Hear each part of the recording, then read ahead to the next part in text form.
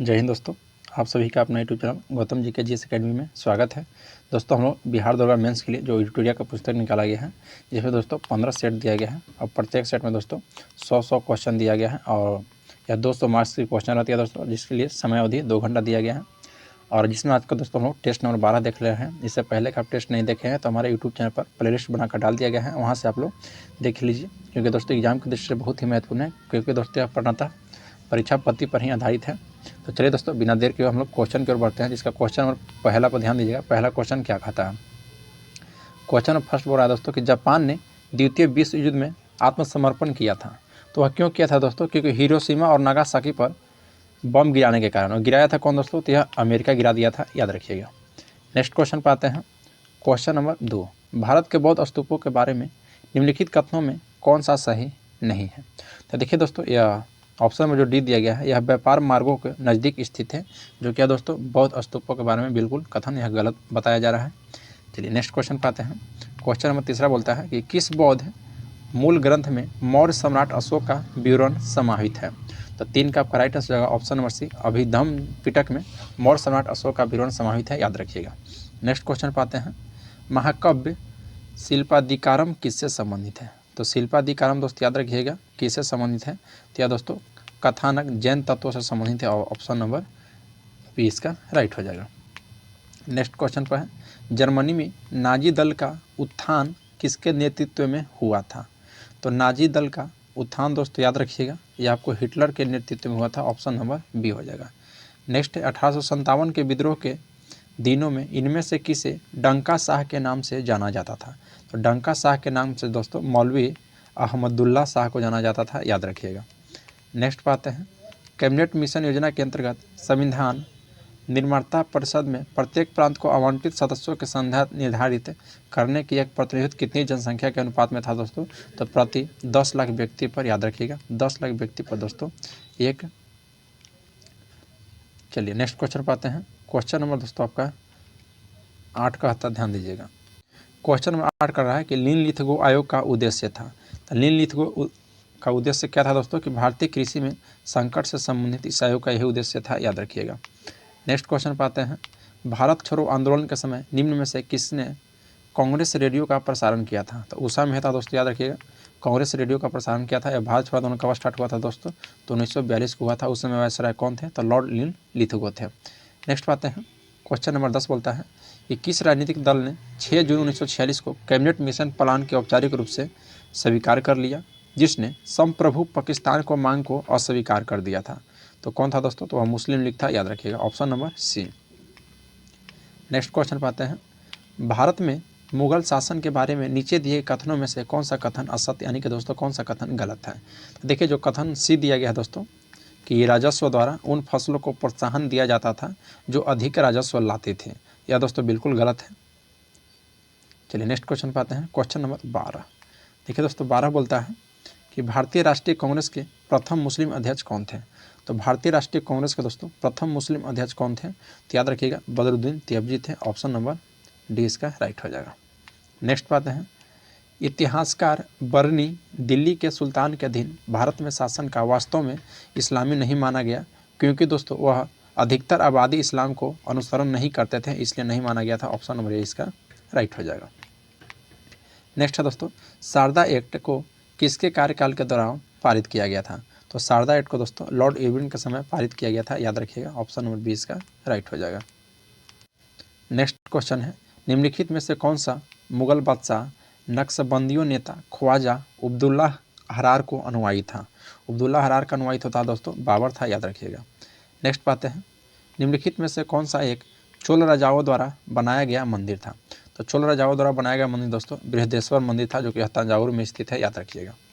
चलिए next question पाते हैं। क्वेश्चन नंबर 17 बोलता है कि मजहरनामा की घोषणा अकबर ने किस वर्ष किया था? तो मजहरनामा की घोषणा अकबर के द्वारा दोस्तों 1579 ईस्वी में किया गया था, याद रखिएगा। नेक्स्ट है, सूची 1 को सूची 2 के साथ सुमिलित कीजिए। एक तरफ दोस्तों शिखर दिया गया है और एक तरफ पहाड़ी का नाम दिया गया है, तो इसको दोस्तों सुमिलित करना है। तो चलिए मिला लेते हैं। देखिए दोस्तों अनाईमुड़ी जो हो जाएगा, यह अनाईमुड़ी किसकी ऊंची चोटी है दोस्तों? तो यह दोस्तों अन्नामलाई की अनाईमुड़ी है। दोडा बेटा दोस्तों नीलगिरी की हो जाएगा। फिर दोस्तों धूपगढ़ी हो जाएगा आपका सतपुरा की धूपगढ़ी हो जाएगा और गुरु शिखर दोस्तों अरावली की हो जाएगी। तो इसका राइट आंसर है दोस्तों 18 के ऑप्शन नंबर सी 4 1 2 3 4 1 2 3। चलिए नेक्स्ट क्वेश्चन पाते हैं। क्वेश्चन नंबर देखिए 19, निम्नलिखित में से कौन सा वाराणसी कन्याकुमारी राष्ट्रीय राजमार्ग पर स्थित नहीं है। तो जो सतना है दोस्तों यह वाराणसी कन्याकुमारी राष्ट्रीय राजमार्ग पर स्थित नहीं है, याद रखिएगा। नेक्स्ट है, भारत की निम्नलिखित में से कौन सी नदी घाटी गहन और नालिका अपरदन से प्रभावित है। तो दोस्तों याद रखिएगा चंबल नदी घाटी जो है दोस्तों यह और नलिका अपरदन से प्रभावित है, याद रखिएगा। नेक्स्ट क्वेश्चन पाते हैं। क्वेश्चन नंबर 21 बोलता है कि दो समानांतर भ्रंशों के बीच उठे हुए भाग को क्या कहा जाता है। तो दो भ्रंशों के बीच दोस्तों समानांतर भ्रंशों के बीच उठे हुए भाग को दोस्तों याद रखिएगा, उसे हम लोग ब्लॉक पर्वत कहते हैं। ऑप्शन नंबर सी हो जाएगा। भारत में ऊर्जा का सर्वाधिक स्रोत है। तो भारत में ऊर्जा का सर्वाधिक स्रोत दोस्तों पेट्रोल है, याद रखिएगा। नेक्स्ट क्वेश्चन पाते हैं। क्वेश्चन नंबर 23 कहता है कि जब प्रकाश जल में ऑलिव ऑयल में गुजरती है तो किरण पर क्या प्रभाव पड़ता है दोस्तों। तो याद रखिएगा अभिलंब से और मुड़ जाएगी, याद रखिएगा। दक्षिणी गोलार्ध का सबसे बड़ा दिन होता है। तो दक्षिणी गोलार्ध का सबसे बड़ा दिन दोस्तों आपका 22 दिसंबर को होता है, याद रखिएगा दक्षिणी गोलार्ध का सबसे बड़ा दिन। नेक्स्ट क्वेश्चन पाते हैं। पाचन के दौरान मुक्त गैस्ट्रिक रस का पीएच मान होता है। तो कितना होता है दोस्तों, तो 7 से कम होता है मुक्त गैस्ट्रिक रक्त का पीएच मान, याद रखिएगा। ऐसे रक्त का पीएच मान बोला जाए दोस्तों तो 7.4 होता है, याद रखिएगा। 26 पे आते हैं। क्वेश्चन नंबर 26 बोलता है कि प्लूटोनियम न्यूक्लियाइड यानी कि दोस्तों 94 PU 242 के नाभिक में न्यूट्रॉनों की संख्या कितनी होती है। तो प्लूटोनियम न्यूक्लियाइड की संख्या दोस्तों याद रखिएगा ऑप्शन नंबर बी हो जाएगा दोस्तों 148। दोनों का अंतर कर दीजिएगा दोस्तों तो न्यूट्रॉन की संख्या निकल जाएगा, याद रखिएगा। चलिए नेक्स्ट क्वेश्चन पाते हैं। क्वेश्चन नंबर दोस्तों 27 बोलता है कि छोटी माता अथवा स्मॉल पॉक्स उत्पन्न होता है। तो किसके द्वारा उत्पन्न होता है दोस्तों, तो आपको विषाणु के द्वारा उत्पन्न होता है, याद रखिएगा स्मॉल पॉक्स। नेक्स्ट बात है, विज्ञान की अवस्था में एक व्यक्ति को सामान्यतः औसत श्वसन दर होती है। तो औसत श्वसन दर दोस्तों या 15 से 18 होती है, 28 का ऑप्शन नंबर 12 से 20 तक होती है। औसतन बोल रहा है दोस्तों, औसतन निकाला गया है 12 से 20 तक, याद रखिएगा। नेक्स्ट पाते हैं। क्वेश्चन नंबर 29 सरल लोलक एक दोलन पूरा करने में जितना समय लगाता है उस सरल लोलक को दोस्तों क्या कहा जाता है। तो उस सरल लोलक का दोस्तों जो एक दोलन पूरा करने में जितना समय लगाता है उसे क्या कहा जाता है। तो याद रखिएगा आवर्तकाल कहा जाता है। ऑप्शन नंबर सी हो जाएगा। निम्न में से कौन सा ऑक्साइड उभयधर्मी है। देखिए उभयधर्मी पूछा आपसे दोस्तों, तो याद रखिएगा SnO2 जो ऑप्शन नंबर बी दिया गया है, यह दोस्तों उभयधर्मी है। चलिए नेक्स्ट क्वेश्चन पाते हैं। क्वेश्चन नंबर 31 बोलता है दोस्तों कि वॉशिंग मशीन का कार्यकारी सिद्धांत क्या है। तो वॉशिंग मशीन का दोस्तों कार्यकारी सिद्धांत अपकेंद्रण है, अपकेंद्रण, याद रखिएगा। नेक्स्ट है, प्रकाश की गति निम्न में से किस माध्यम में न्यूनतम होगी। तो प्रकाश की गति दोस्तों न्यूनतम कहाँ होगी, तो कांच में दोस्तों, याद रखिएगा न्यूनतम हो जाएगी। और दोस्तों आपका निर्वात में 0 हो जाएगा। चलिए नेक्स्ट में देखिए प्रकाश की चाल की बात की जाए दोस्तों तो 3 × 10⁸ होता है दोस्तों निर्वात में, याद रखिएगा। और कांच में 2 × 10⁸ और जल में हो जाता है दोस्तों 2.25 × 10⁸ है। चलिए नेक्स्ट पर आते हैं दोस्तों। क्वेश्चन नंबर 33 बोलता है कि चुंबकत्व का अनुचुंबकीय सिद्धांत निम्न में से किसके द्वारा प्रदर्शित होता है। तो 33 का राइट आंसर होगा दोस्तों ऑप्शन नंबर डी प्लेटिनम, याद रखिएगा। क्वेश्चन नंबर 34 बोलता है कि एक विद्युत अपघट्य होता है। तो एक विद्युत अपघट्य दोस्तों एक द्रव जो विद्युत का चालन करता है। ऑप्शन नंबर ए इसका राइट हो जाएगा। नेक्स्ट है, आवर्धक कांच में किस प्रकार का लेंस प्रयोग किया जाता है। तो आवर्धक कांच में दोस्तों उत्तल लेंस का प्रयोग किया जाता है। ऑप्शन नंबर सी इसका राइट हो जाएगा, याद रखिएगा। आवर्धक कांच में उत्तल लेंस का प्रयोग किया जाता है। नेक्स्ट है, परमाणु के नाभिक में कौन मूल कण होते हैं। तो प्रोटॉन और न्यूट्रॉन होते हैं दोस्तों। ऑप्शन नंबर सी में दिया गया है प्रोटॉन और न्यूट्रॉन। नेक्स्ट पाते हैं, निम्न कथनों पर विचार कीजिए। कथन दिया गया है दोस्तों, तो पढ़ लेते हैं हम लोग। देखिए पहला कथन है कि शुद्ध जल में नमक को घोलने से जल का क्वथनांक बढ़ जाता है और जल का दोस्तों जो है कि हिमांक घट जाता है, जो कि बिल्कुल दोस्तों यह सही बोल रहा है। फिर जल में जब मिथाइल अल्कोहल डालते हैं तो जल का क्वथनांक घट जाता है, ये भी सही है दोस्तों। तो ऑप्शन नंबर डी हो जाएगा। पूछ रहा है 1 और 2 दोनों सही, कथन सही पूछता है दोस्तों, तो दोनों हो जाएगा सही। नेक्स्ट है, पादप की स्वस्थ वृद्धि के लिए सबसे अच्छा मृदा कौन सा है। तो स्वस्थ वृद्धि के लिए दोस्तों सबसे अच्छा मृदा दोमट मृदा है, याद रखिएगा। नेक्स्ट बात है, जलोढ़ मिट्टी के संबंध में निम्नलिखित में से कौन सा विकल्प असत्य है। तो देखिए दोस्तों जो ऑप्शन नंबर डी दिया गया है यह सब्जी और फल उगाने के लिए उपयुक्त है, जो कि यह दोस्तों बिल्कुल कथन गलत है। चलिए नेक्स्ट कथन पाते हैं कि एक सहसंयोजक बंध किसके मध्य संभव है। तो राइट आंसर हो जाएगा दोस्तों समान तथा असमान परमाणुओं के मध्य है, ऑप्शन नंबर बी। नेक्स्ट दोस्तों समीकरण v बराबर u प्लस ए टी जानकारी देता है। तो देखिए दोस्तों v बराबर u प्लस ए टी जानकारी देता है, मतलब विवेक समय का एक कार्य है, ऑप्शन नंबर ए इसका राइट हो जाएगा कि विवेक जो है दोस्तों यह समय का एक कार्य है। चलिए नेक्स्ट क्वेश्चन पाते हैं, क्वेश्चन नंबर दोस्तों 42, लवण युक्त वातावरण अनुकूल पौधों को क्या कहते हैं। तो इसे क्या कहते हैं दोस्तों, तो याद रखिएगा लवण मृदोध, लवण मृदोविद कहलाते हैं दोस्तों, याद रखिएगा। नेक्स्ट है Obama the call of history पुस्तक के लेखन कौन है। तो Obama the call of history पुस्तक के लेखक कौन है दोस्तों, तो 43 का ऑप्शन नंबर ए हो जाएगा दोस्तों पीटर बेकर, याद रखिएगा। चलिए नेक्स्ट पाते हैं, देखिए क्वेश्चन नंबर 44 कहता है कि अंतर्राष्ट्रीय सौंदर्य प्रतियोगिता 2023 में मिस यूनिवर्स का खिताब निम्नलिखित में से किसने जीता था। तो ऑप्शन नंबर ए हो जाएगा दोस्तों सेनिस प्लासियोस, जो कि निकारागुआ के रहने वाली थी, याद रखिएगा।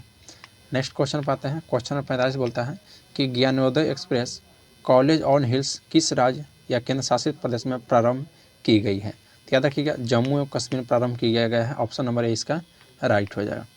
नेक्स्ट पाते हैं निम्नलिखित में से किस देश ने दुनिया का पहला ड्यूल मोड वहाँ लॉन्च किया जो रेलवे ट्रैक और सड़क पर सामान्य रूप से यह चल सकता है। तो यह दोस्तों याद रखिएगा जापान के द्वारा चालू किया गया है दोस्तों, जो रेलवे ट्रैक पर भी और सड़क पर भी समान रूप से यह चल सकता है, ड्यूल मोड वहाँ लॉन्च किए हैं, याद रखिएगा।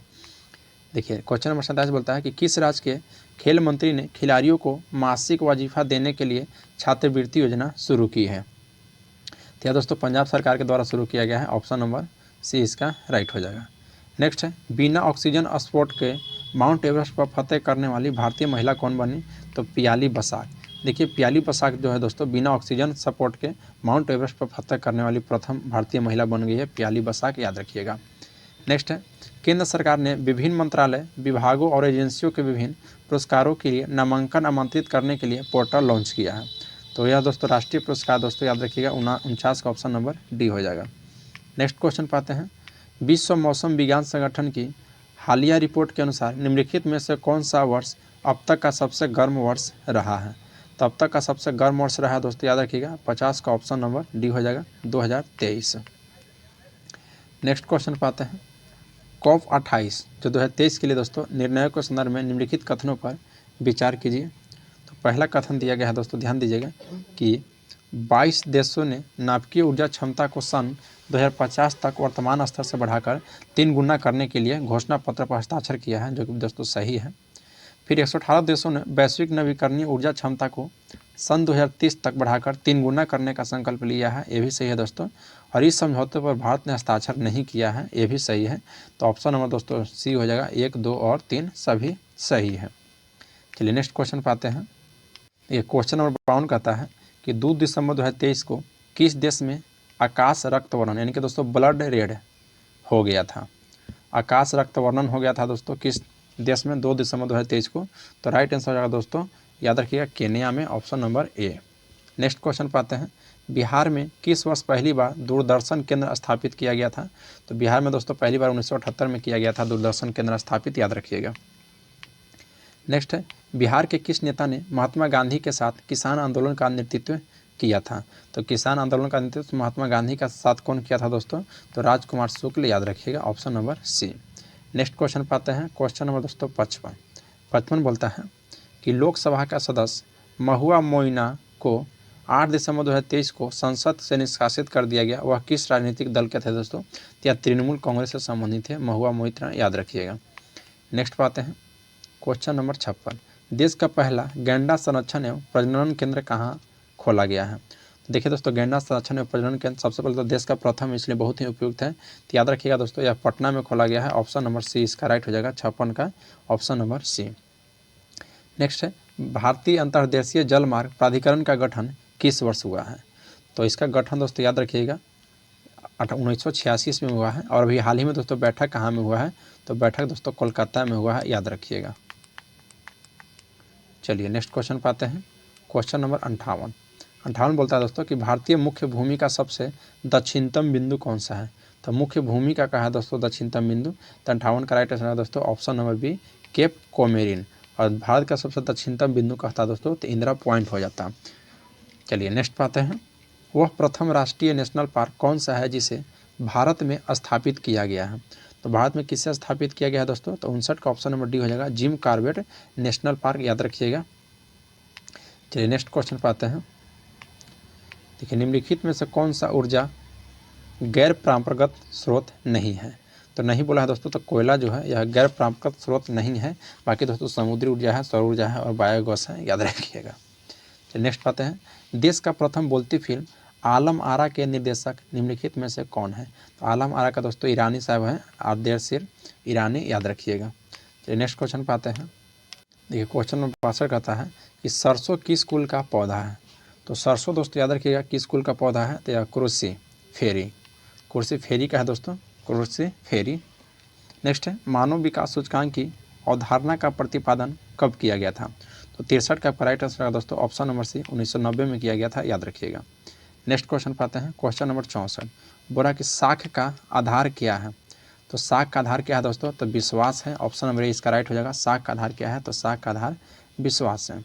क्वेश्चन नंबर 65 पाते हैं कि वस्तुओं और सेवाओं को अपने उपयोग के लिए कौन खरीदता है? तो याद रखिएगा ऑप्शन नंबर सी, उपभोक्ता जो है दोस्तों इसको खरीदता है, याद रखिएगा। नेक्स्ट है, नगद आरक्षित अनुपात को कम करने से अर्थव्यवस्था पर निम्नलिखित में से क्या प्रभाव पड़ेगा? तो देखिए दोस्तों, पहले बैंकों के पास अधिक तरलता होगा, फिर दोस्तों अर्थव्यवस्था में निवेश वृद्धि देखने को भी मिल सकती है और अर्थव्यवस्था में मुद्रा पूर्ति बढ़ सकती है और वास्तविक निवेश दर में दोस्तों गिरावट आ सकती है। ये चारों सही है दोस्तों, तो सही कूट का चयन करना है, तो ऑप्शन नंबर सी हो जाएगा, 1 2 3 4। नेक्स्ट क्वेश्चन पाते हैं, क्वेश्चन नंबर 7 बोलता है कि निम्न में से कौन सा प्रत्यक्ष कर का उदाहरण नहीं है? तो प्रत्यक्ष कर का उदाहरण कौन सा नहीं है? तो जो वस्तु और सेवाओं पर लगने वाला टैक्स है दोस्तों, यह प्रत्यक्ष कर का उदाहरण नहीं है। नेक्स्ट है, निम्न में से कौन बेरोजगारी का प्रभाव नहीं है? तो बेरोजगारी का प्रभाव दोस्तों प्रति व्यक्ति आय में वृद्धि या बेरोजगारी का प्रभाव नहीं है, याद रखिएगा। नेक्स्ट क्वेश्चन पाते हैं, देशों के बीच तेजी से एकीकरण या संयोजन का प्रक्रिया क्या कहलाती है? तो याद रखिएगा दोस्तों, यह वैश्वीकरण कहलाती है। तेजी से एकीकरण या संयोजन की प्रक्रिया वैश्वीकरण। नेक्स्ट पाते हैं क्वेश्चन नंबर 70, बोलता है कि अल्प विकसित देशों में गरीबी का मुख्य कारण क्या है? तो दोस्तों याद रखिएगा आय की असमानता। आय की असमानता दोस्तों अल्प विकसित देशों में गरीबी का मुख्य कारण है, याद रखिएगा। नेक्स्ट क्वेश्चन पाते हैं। देखिए दोस्तों, अगर इसका आप लोग का पीडीएफ चाहिए फुल डिस्कशन के साथ, हमारे डिस्क्रिप्शन में टेलीग्राम का लिंक दिया गया है, ज्वाइन हो जाइए, वहाँ पे इसका पीडीएफ प्रोवाइड करा दिया गया है। देखिए खतर बोलता है दोस्तों कि निर्वाचक की संख्या के आधार पर भारत में कौन सा संसदीय क्षेत्र सबसे बड़ा है? निर्वाचक के आधार पर पूछा है दोस्तों, तो खतर का आपका राइट आंसर है दोस्तों ऑप्शन नंबर ए, मल्काजिगिरी, जो कि तेलंगाना की है, याद रखिएगा।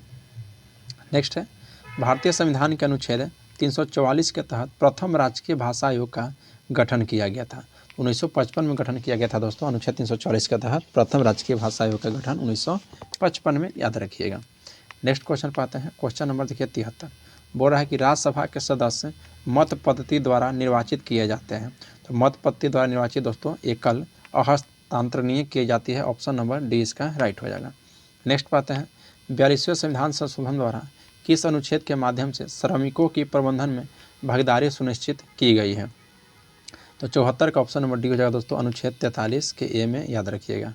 नेक्स्ट पाते हैं, ग्राम पंचायत तंत्र के 3 स्तर होते हैं, ब्लॉक स्तर पर कौन होता है? तो ब्लॉक स्तर पर दोस्तों पंचायत समिति होता है, ऑप्शन नंबर बी इसका राइट हो गया। नेक्स्ट क्वेश्चन पाते हैं, क्वेश्चन नंबर देखिए 76, बोलता है कि संविधान सभा के मूल अधिकारों, अल्पसंख्यकों एवं जनजातीय तथा बहिष्कृत क्षेत्रों के लिए परामर्शदाता समिति के अध्यक्ष कौन थे? तो याद रखिएगा दोस्तों, सरदार वल्लभ भाई पटेल थे, ऑप्शन नंबर सी हो जाएगा। भारत के संविधान की 11वीं अनुसूची में कितने विषय जोड़े गए हैं? तो 11वीं अनुसूची में दोस्तों 29 विषय और 12वीं अनुसूची में दोस्तों आपको 18 विषय जोड़े गए हैं, याद रखिएगा। नेक्स्ट है, निम्नलिखित में से कौन सा सही सुमेलित नहीं है? तो कौन सा जो दोस्तों सही सुमेलित नहीं है? तो देखिए, सार्वजनिक स्वास्थ्य एवं स्वच्छता, यह दोस्तों राज्य सूची के अंतर्गत आता है। जनगणना संघ सूची के अंतर्गत आता है, ये भी सही है। दल बदल विधोरी दोस्तों 10वीं अनुसूची में आता है। राज्यसभा में सीटों की व्यवस्था 6ठी अनुसूची में नहीं आता है दोस्तों, 4थी अनुसूची में आता है, तो ऑप्शन नंबर डी इसका गलत है। चलिए नेक्स्ट पाते हैं, क्वेश्चन नंबर देखिए 79 बोलता है कि संसद का व्यय का लेखा जोखा निम्नलिखित में से कौन देखता है? तो संसद का व्यय का लेखा जोखा दोस्तों याद रखिएगा कौन देखता है? तो वह दोस्तों नियंत्रण एवं महालेखा परीक्षक होता है दोस्तों, याद रखिएगा। नेक्स्ट पे आते हैं, देखिए क्वेश्चन नंबर 80 बोलता है दोस्तों कि संविधान सभा के मूल अधिकार अल्पसंख्यकों एवं जनजातियों तथा बहिष्कृत क्षेत्रों के लिए परामर्शदाता समिति के अध्यक्ष थे। तो कौन अध्यक्ष थे दोस्तों? तो याद रखिएगा सरदार वल्लभ भाई पटेल थे। ऑप्शन नंबर सी इसका राइट हो जाएगा। चलिए नेक्स्ट क्वेश्चन पाते हैं। देखिए दोस्तों यह रीजनिंग है, बोलता है कि निम्नलिखित में से कौन सा वेन आरेख दिए गए कथनों पर प्रदर्शित करता है? बोलता है दोस्तों कुछ वैज्ञानिक प्रोफेसर हैं और सभी वैज्ञानिक कर्मचारी हैं और सभी प्रोफेसर कर्मचारी हैं। तो इसका ऑप्शन नंबर सी इसका राइट हो जाएगा दोस्तों। ये कह रहा है कि कुछ वैज्ञानिक प्रोफेसर हैं और सभी वैज्ञानिक दोस्तों प्रोफेसर हैं और सभी प्रोफेसर कर्मचारी है, याद रखिएगा। इसका ऑप्शन नंबर सी हो जाएगा दोस्तों। यह रीजनिंग है, वेन आरेख बनता है। तो चलिए दोस्तों आज के इसमें दोस्तों जीके जिस टोटल 80 क्वेश्चन देखे हैं। आप लोग के वीडियो अच्छा लगा हो दोस्तों तो लाइक जरूर कीजिएगा। इसका पीडीएफ चाहिए दोस्तों मैथ और रीजनिंग प्लस में दोस्तों 80 क्वेश्चन, टोटल 100 क्वेश्चन दोस्तों, मतलब पूरा आपको सेट प्रोवाइड कराया गया है बुक के साथ दोस्तों। तो आप हमारी टेलीग्राम में डिस्क्रिप्शन में लिंक दिया गया है, वहाँ से आप ज्वाइन हो जाइए और वहाँ पर इसको दोस्तों पीडीएफ मिल जाएगा। और दोस्तों आप हमारे यूट्यूब चैनल पर पहली बार आए हैं तो चैनल को सब्सक्राइब जरूर करें और बेल आइकन को प्रेस कर लें ताकि कोई भी नोटिफिकेशन हो सबसे पहले आपके पास पहुंच जाए। तो चलिए आज के लिए इतना ही, मिलते हैं आपसे नेक्स्ट क्लास में। जय हिंद दोस्तों।